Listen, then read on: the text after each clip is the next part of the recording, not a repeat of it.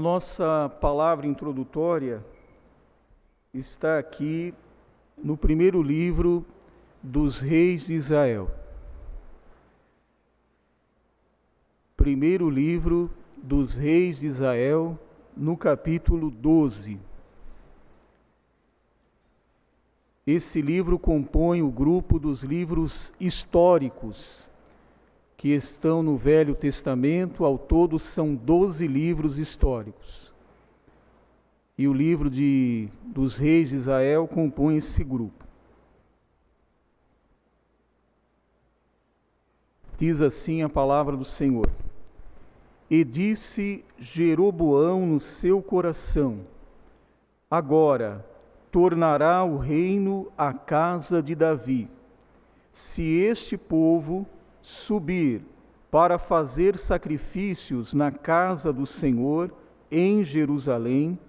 O coração deste povo se tornará a seu senhor, a Roboão, rei de Judá, e me matarão e tornarão a Roboão, rei de Judá.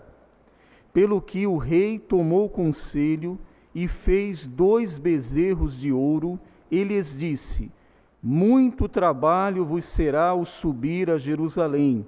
Veis aqui teus deuses, ó Israel, que te fizeram subir da terra do Egito.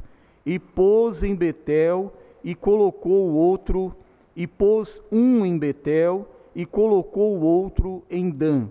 E este feito se tornou em pecado, pois que o povo ia até Dan, cada um a adorar. Agora nós vamos ao Salmo 84.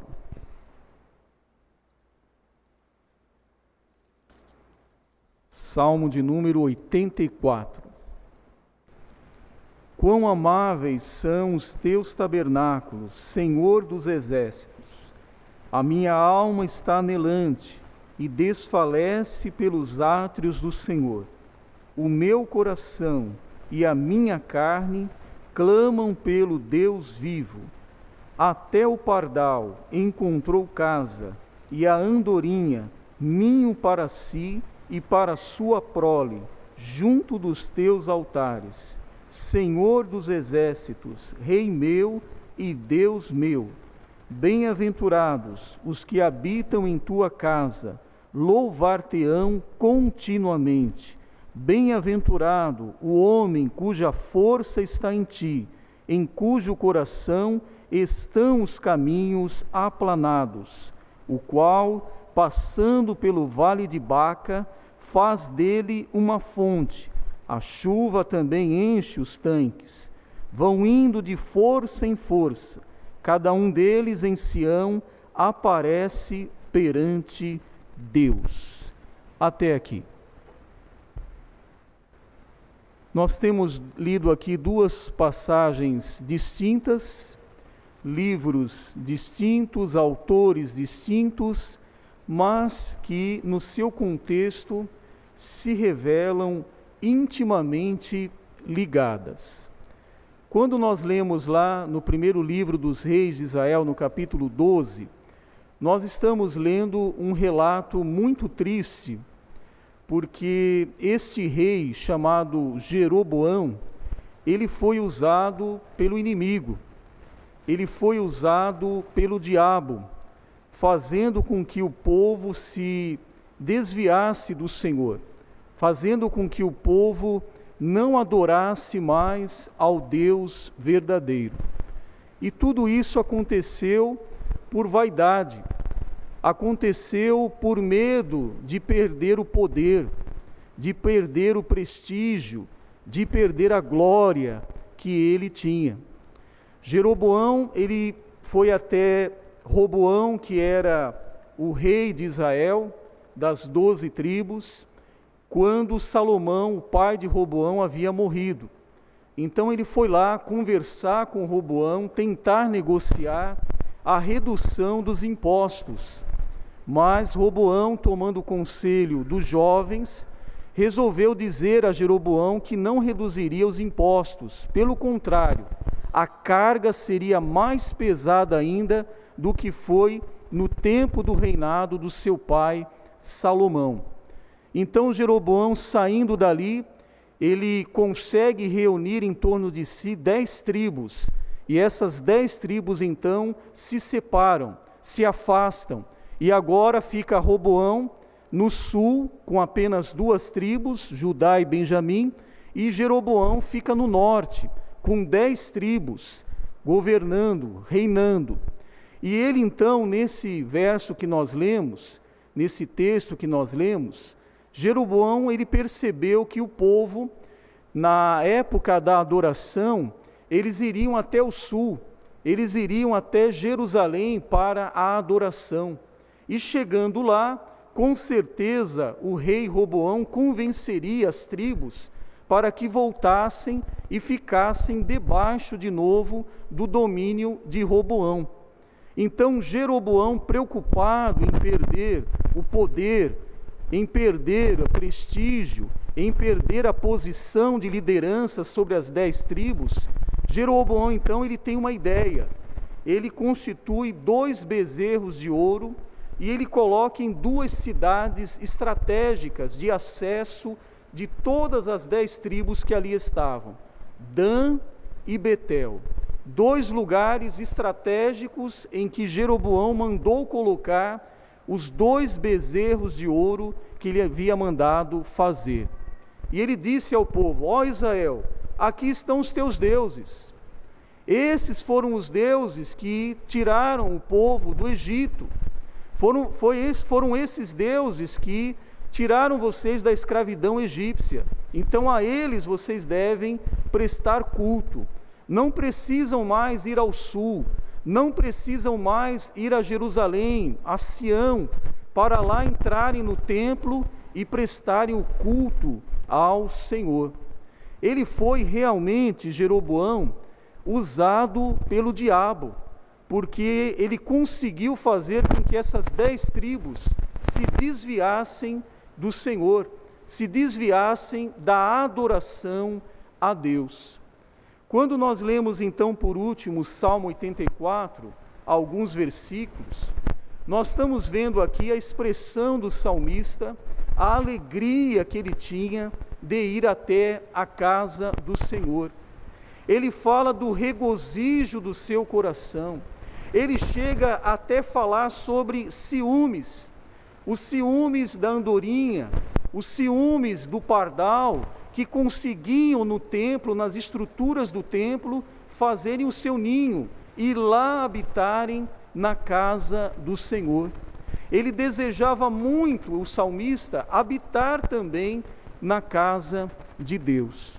E ele faz então aqui uma declaração nesse verso 6, falando sobre o vale de Baca. As tribos que se deslocavam de tempo em tempo para irem a Jerusalém, eles passavam por uma situação muito delicada, muito difícil, até chegarem ao sul, até chegarem em Jerusalém. Eles enfrentavam o deserto, como ele diz aqui, o vale de Baca faz dele uma fonte, uma região árida, uma região muito difícil que eles tinham que atravessar para chegarem no sul. Aqui também nós percebemos a dificuldade com salteadores, principalmente porque a viagem, dependendo da localização da tribo, ficava muito distante e a viagem se tornava muito longa, muito demorada para chegar no sul. Então eles passavam o risco dos salteadores, eles passavam perigos, dificuldades, obstáculos muito grandes. Mas o salmista aqui, ele revela que todo aquele que tem o desejo, tem o propósito de adorar a Deus, de servir a Deus, eles vão enfrentar dificuldades, mas essas dificuldades serão transformadas em fontes de alegria, serão transformadas em situações que vão favorecer a esse peregrino, a esse que está se deslocando para adorar a Deus. E nesta noite, meu irmão, nós temos a alegria, nós temos a satisfação de estar vindo na casa de Deus, na casa do Deus vivo, neste lugar que foi consagrado culto ao Senhor, adoração ao Senhor. Nós enfrentamos também obstáculos, enfrentamos problemas, dificuldades, mas quando aqui chegamos, temos a certeza que seremos recompensados pelo Senhor. Nós temos a certeza que todo o nosso esforço para estar aqui nesta noite, seremos recompensados por Deus. O desejo, a vontade de adorar a Deus, ela supera qualquer dificuldade que venha se apresentar na nossa vida. Talvez se nós perguntássemos qual é a sua dificuldade hoje, nós ouviríamos de todos os presentes, ouviríamos problemas realmente muito difíceis, uns com mais, outros com menos. Mas meu irmão, minha irmã, tenha certeza, este é o melhor lugar para nós estarmos nesta noite. E nós não estamos sendo enganados, não há bezerro de ouro aqui. Ninguém está levando os méritos do Senhor Jesus aqui. O que Jeroboão fez foi indicar ao povo que aqueles bezerros feitos por eles mesmos, pelo ourives, pelos fundidores, aqueles eram os deuses que haviam tirado o povo do Egito. Aqui você pode ficar tranquilo que isso não acontecerá, porque aqui nós estamos falando que foi o Senhor e Salvador Jesus Cristo, que nos tirou da terra da escravidão, nos colocou aqui e nos deu a bendita esperança de vida eterna. Estamos apontando para o alto nesta noite, dizendo a você: adore a Jesus, adore ao Senhor, Ele é digno de toda honra, de toda glória e de todo louvor. Coloque o teu coração nisso, coloque a tua mente nisso, coloque a tua força nisso, meu irmão, e adore a Jesus. Talvez você esteja no vale de Baca, um vale desértico, difícil de ser atravessado, mas como o salmista passava por aquele vale e dizia: Deus faz este vale se tornar fonte, abundância de águas. Meu irmão, creia nesta noite, se você está no vale de Baca, vai chover sobre a tua vida nesta noite, e o Senhor vai molhar o teu coração, vai molhar a tua terra, e vai mostrar a você que você está no caminho certo. O lugar é este aqui. Vamos adorar a Deus. Valeu a pena se esforçar, vencer obstáculos e estar na presença do Senhor. Mais um detalhe: o salmista, quando ele começa a descrever esse caminho para chegar ao sul, o salmista, ele não procura ser individual, ele não procura dizer que ele só se esforçava, mas ele fala de uma forma plural, conjunta. Ele procura mostrar que era o povo que estava fazendo isso, não era só ele, mas era o desejo de muitas pessoas que o acompanhavam nesta jornada para adorar a Deus. Meu irmão, você não está sozinho. Olhe para o seu lado direito, olhe para o seu lado esquerdo, olhe para trás. Tem um povo que está com você neste mesmo objetivo nesta noite.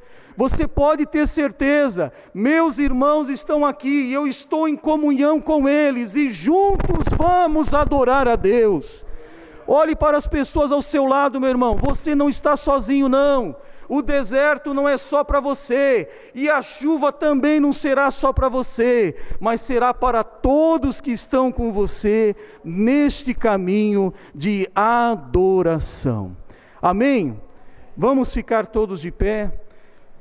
Cumprimente o seu irmão que está à frente, está atrás, está ao lado. Dê a paz do Senhor para ele. Diga: vamos adorar a Deus.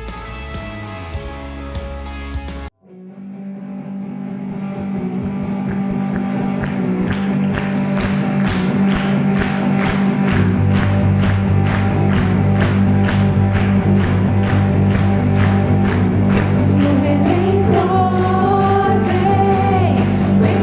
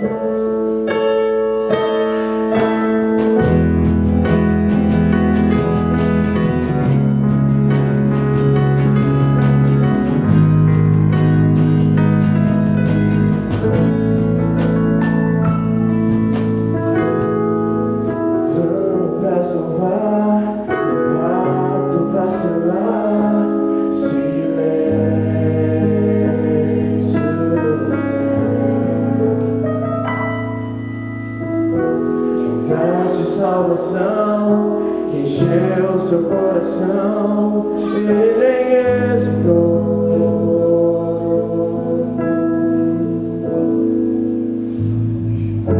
No palco do amor, o autor anunciou a vida e salvação. Tudo que ele fez foi obedecer o plano que Deus escreveu. E quando a minha história parecia ter chegado ao fim, a sua graça me alcançou. E quando tudo parecia estar perdido naquela cruz, o seu sangue me libertou.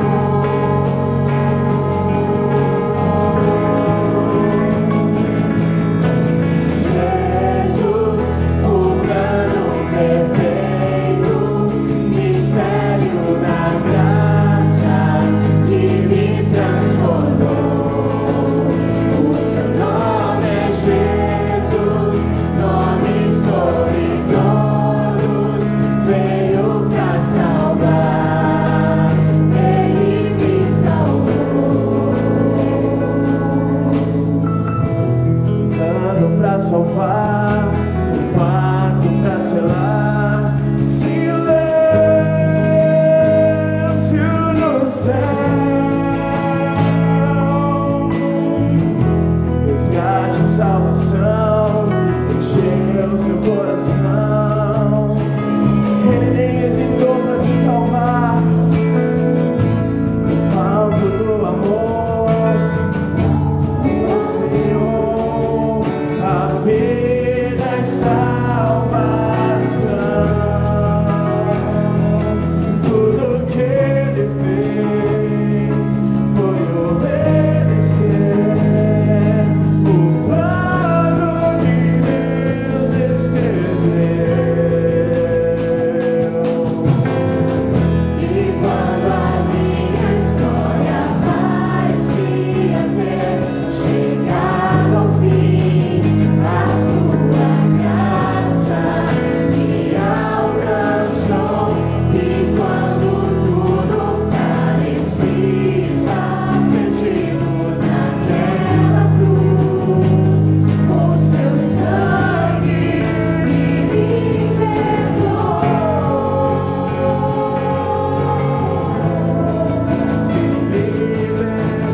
Jesus, o plano perfeito, mistério da graça que me transformou. O nome é Jesus, nome sobre todos, veio pra salvar, ele me salvou.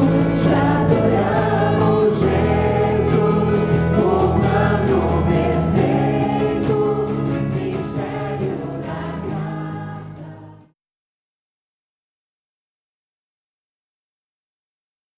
Em Efésios capítulo 6, verso 19,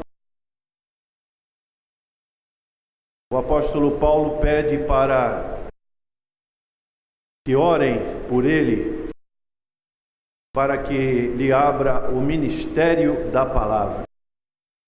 Então, essa é uma oração que também eu peço para os irmãos que orem para que abra o ministério da palavra para os pregadores. Eu sempre, quando chego aqui no púlpito, eu peço a Deus: Senhor, dá o alimento para os teus servos, que eles sintam fome de ouvir a tua palavra. Lucas capítulo 15 nos diz: E chegavam-se a ele todos os publicanos e pecadores para o ouvir. E os fariseus e os escribas murmuravam, dizendo: Este recebe pecadores e come com eles. E ele lhes propôs esta parábola, dizendo: que homem dentre vós, tendo 100 ovelhas, e perdendo uma delas, não deixa no deserto as 99, não vai após a perdida, até que venha a achá-la? E achando-a, a põe sobre os seus ombros, cheio de júbilo, e chegando à sua casa, convoca os amigos e vizinhos, dizendo-lhes: alegrai-vos comigo, porque já achei a minha ovelha perdida. Digo-vos que assim haverá alegria no céu por um pecador que se arrepende, mais do que por 99 justos que não necessitam de arrependimento. Ou qual a mulher que, tendo 10 dracmas, se perder uma dracma, não acende a candeia e varre a casa e busca com diligência até a achar? E achando-a, convoca as amigas e vizinhas, dizendo: alegrai-vos comigo, porque já achei a dracma perdida. Assim vos digo que há alegria diante dos anjos por um pecador que se arrepende. Vamos orar. Senhor, carecemos da Tua graça para a exposição da Tua palavra. Que o Espírito Santo de Deus esteja aplicando esta palavra aos nossos corações. Oramos em nome do Senhor Jesus. Amém. Esse tema que nos fala esse capítulo 15, muito conhecido de todos aqueles que conhecem a palavra de Deus, um dos capítulos mais conhecidos, que nos falam de 3 parábolas: parábola da ovelha perdida, da dracma perdida e a parábola do filho pródigo.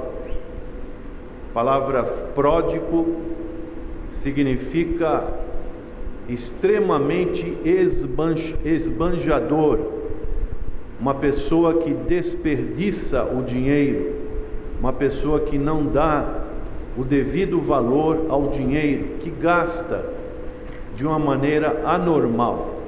Esse é o significado da palavra pródigo. E esse capítulo, esse tema, me chamou a atenção durante essa semana, quando na segunda-feira, feriado, nós tínhamos a programação do seminário apologético. E como de costume, acordei cedo e tive a disposição de caminhar um pouquinho pela praia. Então, no regresso da minha caminhada, quando estava próximo do canal 2 para o canal 3, me chamou a atenção uma cena, não só a mim, mas outras pessoas que estavam ali naquele momento, naquela praia. Uma jovem moça, uma jovem senhora que tinha perdido a sua filha. Então essa mulher andava um pouquinho para lá e para cá, e de repente ela baixava, se dobrava toda e gritava: Larissa! Larissa! E ali eu pude ver, constatar naquele quadro difícil do clamor desta mãe à procura da sua filhinha. Na hora, eu, juntamente com outras pessoas, me aproximei, fiquei olhando. Ela falava que a sua filha devia ter uns 3 anos e que de repente ela fugiu da sua atenção. Eu disse: olha, procura o salva-vida, bombeiros, porque eles têm comunicação de rádio e podem ajudar a senhora. Mas a mulher estava assim totalmente perdida, desorientada. De tempos em tempos ela baixava-se e gritava: Larissa! Você já se sentiu assim? Você já teve momentos na sua vida em que você perdeu alguma coisa ou se sentiu perdido? Os filhos pequenos, eles às vezes se perdem facilmente. Me lembro que uma vez, visitando o salão do automóvel, o mais velho sempre gostou de carro, de repente ele sumiu. Daqui a pouco encontramos ele sentadinho no carro. O mais novo perdeu-se na praia também e foi um sufoco. Falei para a esposa: ó, você anda pela parte de cima da praia, eu ando pela parte de baixo. Eu fui olhando na água, era uma praia aqui no Guarujá, praia de Pernambuco, uma praia perigosa porque não tem faixa de areia. E depois de muito andar, ele estava sentadinho ali junto com os salva-vidas. Você já perdeu alguma coisa e se viu numa situação como essa, de um desespero? Recentemente, um casal, guiado pelo GPS, se perderam numa rua lá no Rio de Janeiro e o seu carro foi metralhado e a esposa do homem veio a falecer. Por quê? Porque entrou numa situação, estava perdido e tudo isso ocasionou a morte da sua esposa. Então, é algo que pode acontecer com qualquer um de nós. E Deus, podemos ver que Ele é igual a essa mãe desesperada. O coração de Deus, Ele busca a pessoa que está perdida. É o que podemos ver no relato dessas 3 parábolas. Essas 3 parábolas, para termos uma noção do chamado pano de fundo, do contexto, fala-nos no capítulo 14 de Lucas que o Senhor entrou na casa de um certo fariseu e ali estavam os convidados, outros fariseus, e o Senhor no sábado curou um homem hidrópico. Já tivemos abordando sobre a parábola da grande ceia, e os irmãos sabem que a doença hidrópico é uma doença que dá nos tecidos do corpo. Os líquidos vão formando no corpo da pessoa e a pessoa fica como que inchada. E o Senhor então curou aquele doente, e ali o Senhor foi falando parábolas. E essas 3 parábolas, elas estão inseridas especialmente no contexto da chamada parábola da grande ceia. O Senhor Jesus Cristo, então, chegaram-se a Ele todos os publicanos, como diz aqui no verso 1, e pecadores para ouvir. Essas 3 parábolas têm por finalidade observarmos o grande interesse do Senhor Jesus de buscar os perdidos, os pecadores. O tema dessa parábola é a inclusão dos que são humildes, dos que são desprezados, daqueles que estão como escória vivendo neste mundo. Então o Senhor, Ele conta essa parábola, e Ele vai dizer no verso 2: e os fariseus e os escribas murmuravam dizendo: este recebe pecadores e come com eles.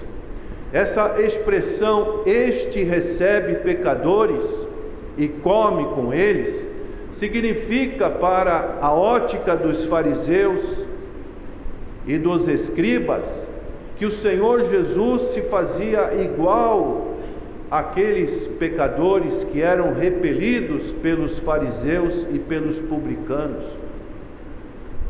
Se ele está comendo com essa gente, vamos assim dizer, esses pecadores, como é que ele pode entender a tradição da teologia judaica? Como é que ele pode dizer que ele é o Filho de Deus, que ele é o Messias esperado? Então, aqueles homens faziam um pré-julgamento do Senhor Jesus, menosprezando a pessoa do Senhor Jesus Cristo. Mas nós vemos aqui que o Senhor, ele recebia os pecadores. Ele não recebia simplesmente para ter um relacionamento amigável. Muito mais do que isso, ele recebia para perdoá-los. Aleluia! Ele recebia para santificá-los. Ele recebia para levá-los ao céu. Então, essa é uma situação que nós, como essa mãe perdeu a sua filhinha na praia, espiritualmente nós temos que entender que todos nós estávamos como perdidos. O livro de Isaías, no seu capítulo 53, diz que nós éramos como ovelhas desgarradas, ovelhas que estão andando ao seu bel prazer. E saibam que quando nós estamos nesse estado espiritual, nós estamos menosprezando a Deus. Nós não temos consciência do absurdo que tentar levar uma vida independente de Deus. Não temos essa consciência, porque a consciência principal da existência nossa neste mundo é saber que nós nascemos, vivemos e existimos para adorar a Deus, para glorificar o nome de Deus. Se não estamos fazendo isso, estamos totalmente fora dos planos de Deus. Então, em Lucas capítulo 19, verso 10, quando Jesus esteve na casa de Zaqueu, no final ele falou o quê? O Filho do Homem veio buscar e salvar quem? O que estava perdido. Você se sente perdido? Você está perdido? Essa é a grande questão que nós podemos fazer da nossa vida espiritual quando nós estamos longe do Senhor Jesus Cristo. E daí, nessa particularidade tão especial do Senhor Jesus, na sua mente divina, ele vai fazer aplicações de 3 características que, na minha opinião, Lucas deveria inverter, deveria colocar primeiro a dracma, que é algo inanimado, um objeto, depois colocar a ovelha, que é um animal, e por fim, Lucas coloca o filho pródigo. Então, são 3 exemplos, figuras, e a primeira é o exemplo de uma ovelha perdida. O Senhor Jesus Cristo, ele vai falar que um homem dentre vós, tendo 100 ovelhas e perdendo uma delas, não deixa, observem a leitura, no aprisco, mas aqui Jesus fala no deserto. As 99 não vai após a perdida até que venha a achá-la?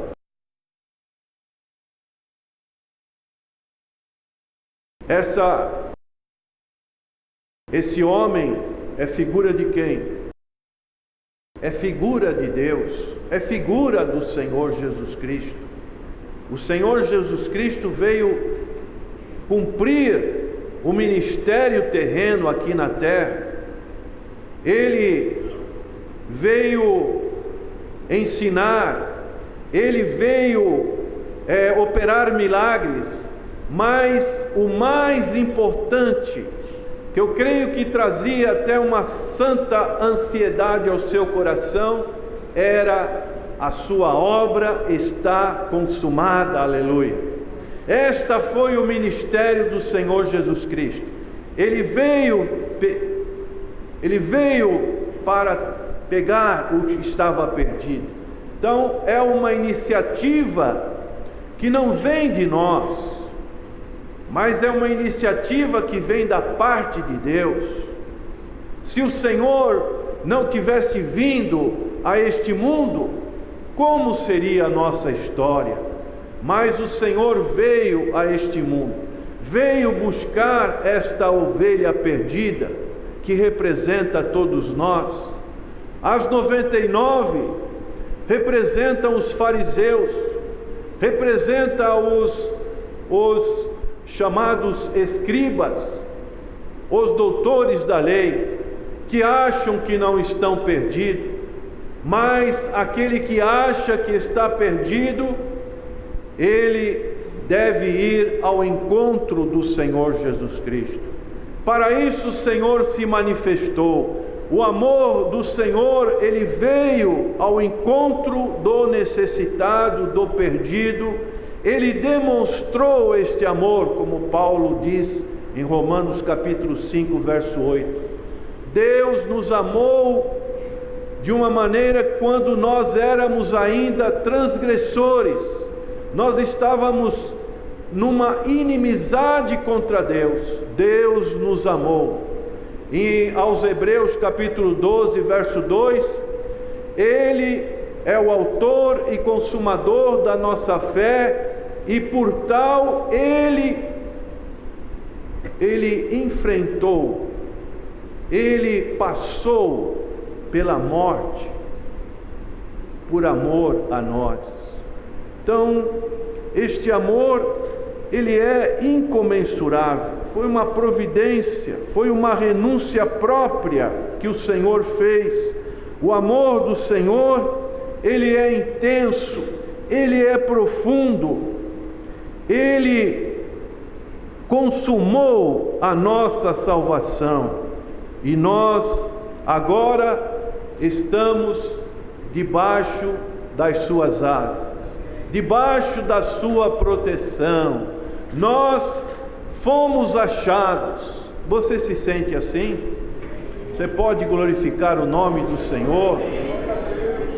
Lembrar, trazer lembrança dos momentos em que você não tinha respostas para as suas perguntas e mais inquietantes, angustiantes desta vida.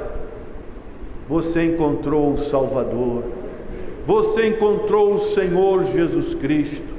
Você é como essa ovelha perdida, que o Senhor Jesus, Ele não avaliou os perigos, não avaliou as circunstâncias que Ele tinha que passar, mas Ele foi ao seu encontro, para buscar você que estava desgarrado, você que não tinha mais uma convicção espiritual.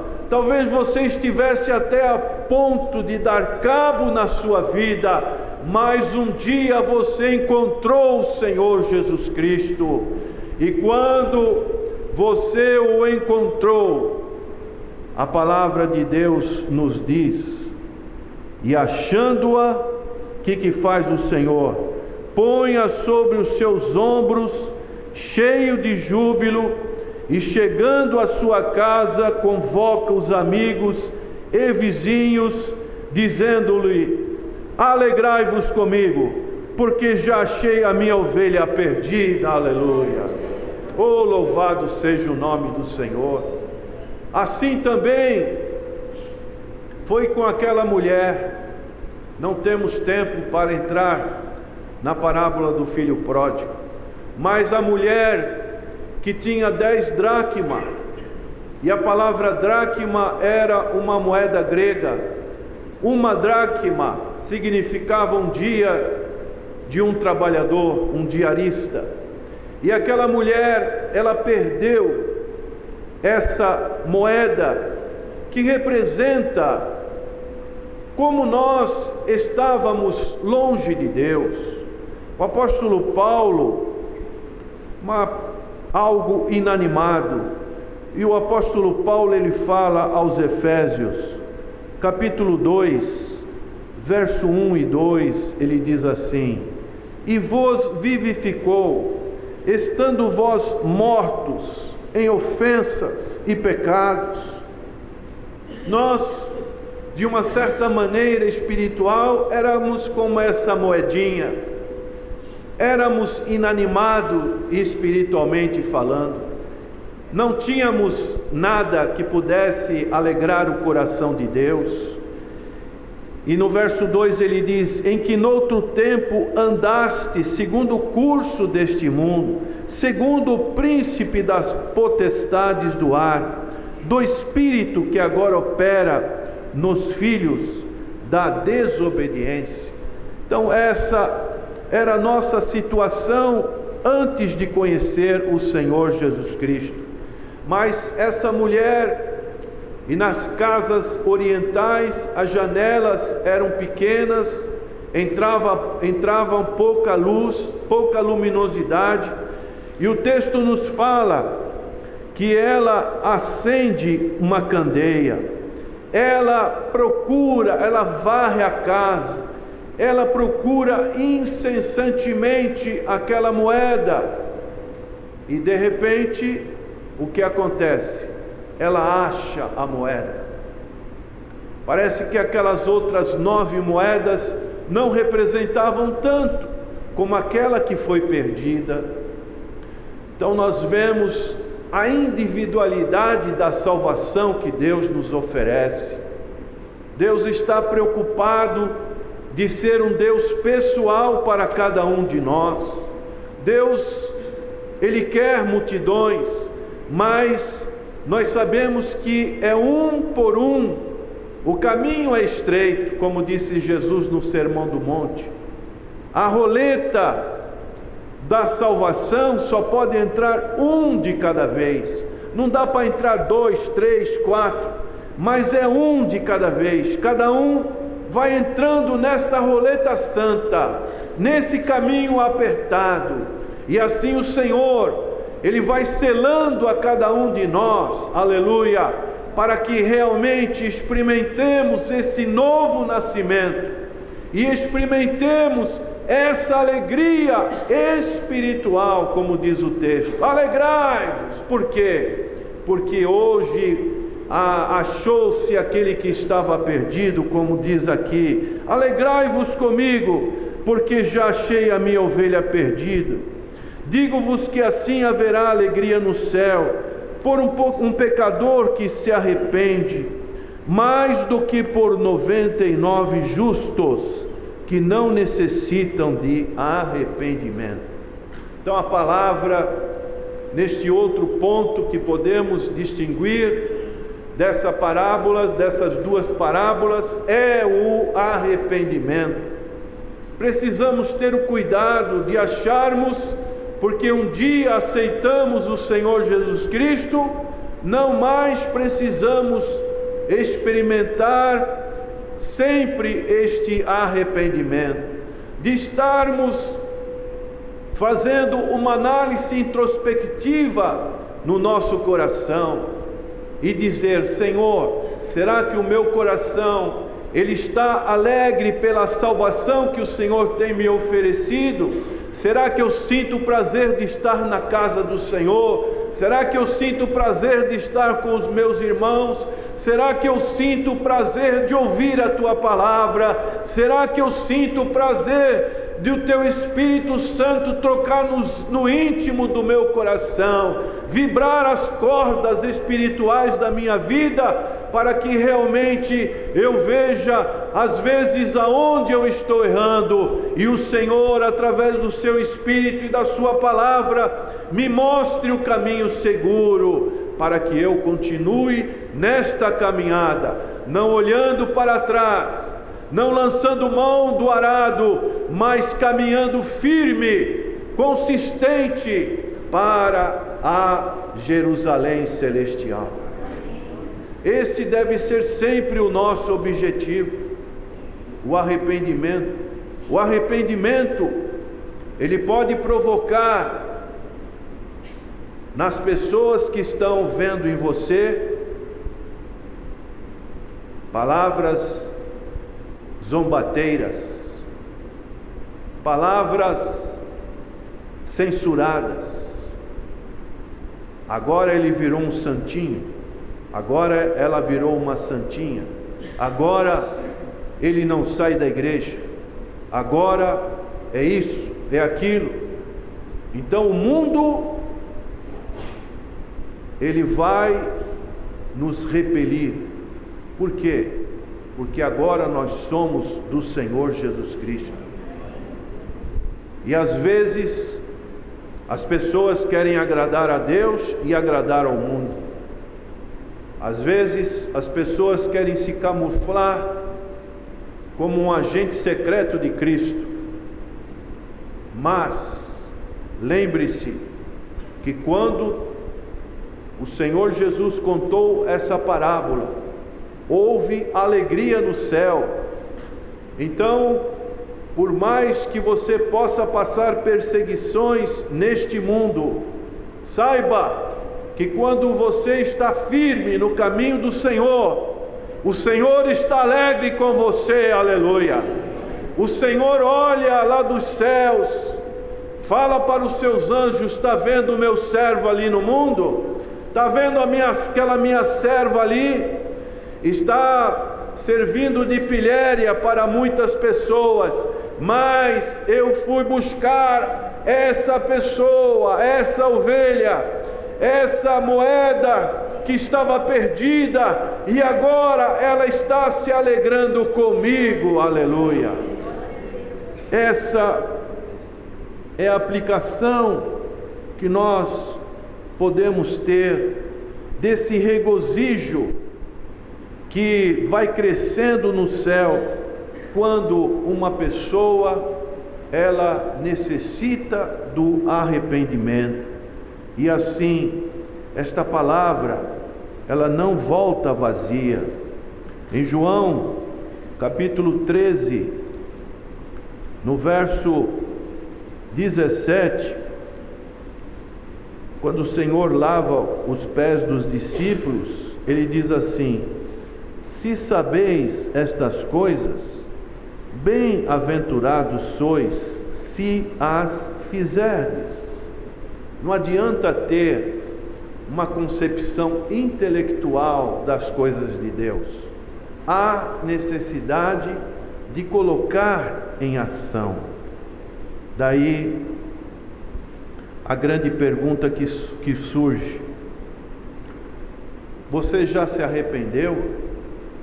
Você já se sentiu perdido neste mundo, como essa mãe que perdeu a filha?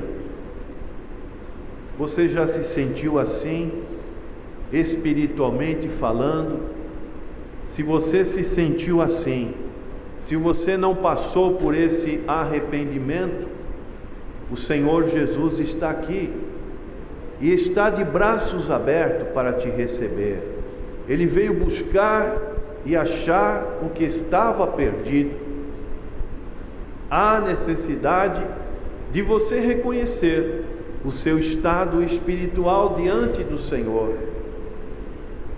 Se você vai fazer uma viagem, você sabe o caminho aonde chegar no seu destino. Neste mundo, nós estamos aqui como peregrinos e forasteiros.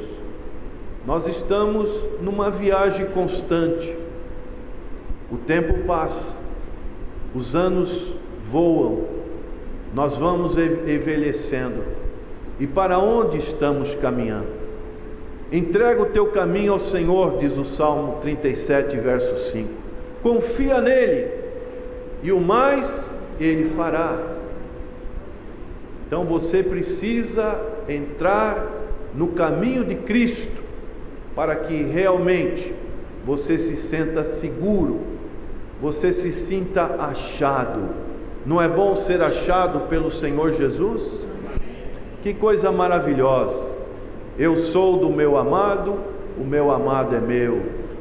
Ou há um relacionamento amoroso, o amor ágape é derramado sobre as nossas vidas, que vem da parte de Deus, e assim nós vamos caminhando seguros e sabendo que há alegria no céu, quando mais um dia é acrescentado à nossa existência e nós se mantemos firmes no caminho do Senhor. Se tem alguém que se sente perdido espiritualmente nesta noite, neste local, levante a sua mão, nós queremos orar pela sua vida. O Senhor Jesus é aquele que pode te achar, é aquele que vai te dar a condução segura,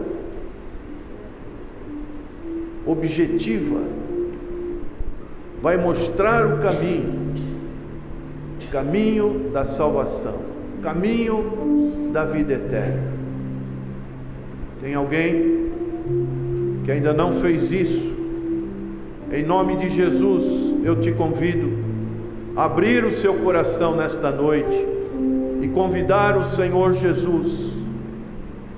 Saiba que este é o melhor desafio, a melhor coisa que podemos fazer neste mundo é aceitar o Senhor Jesus pela fé e começar a caminhar com Ele nesse caminho estreito, neste caminho da salvação. Você está alegre nesta noite porque o Senhor Jesus te achou? Então, se você está alegre, glorifica o nome do Senhor, agradeça ao Senhor, porque um dia nós estávamos num lamaçal de pecado, um dia nós estávamos como a porca que volta ao vômito, um dia como o cão que volta ao vômito, nós estávamos como uma porca que se alimenta de alfarrobas, mas um dia o Senhor lançou a sua mão sobre nós e nos segurou, e nós estamos aqui nesta noite alegres, porque o Senhor, Ele nos encontrou, aleluia. Por isso nós podemos louvar e bendizer o nome do Senhor. Senhor, obrigado, porque um dia o Senhor estendeu a sua mão para nós. Nós estávamos como aquela ovelha perdida e o Senhor nos achou. Ó Deus, obrigado. O Senhor tem tratado das nossas feridas, feridas profundas que o pecado trouxe para as nossas vidas física, espiritual, moral, mas o Senhor tem nos restaurado, tem nos deixado como príncipes neste mundo, tem nos colocado os nossos pés sobre a rocha que é o Senhor Jesus Cristo. Por isso, a nossa alegria. Abre a sua boca e glorifica. Diga obrigado, Senhor, por esta grande salvação, porque um dia o Senhor me achou, o Senhor restaurou a minha vida. Eu sou nova criatura em Cristo Jesus. Amém. Glorificado seja o nome do Senhor.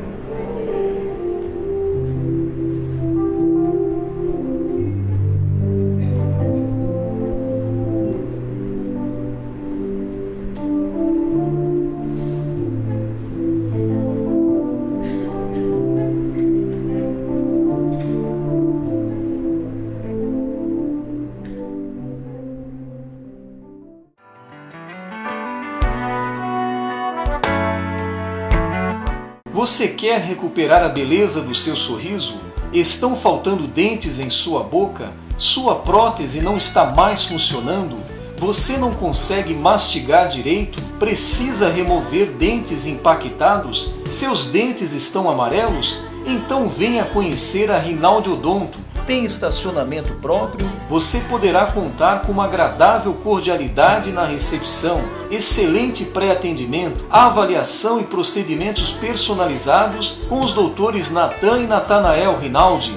Processos de implantes, extrações e cirurgias são feitas com aparelhos de última geração. Nossa satisfação aqui na Rinaldi Odonto é ver você feliz, com seu sorriso sempre bonito e saudável. Venha conhecer as nossas clínicas. Acesse www.rinaldiodonto.com.br.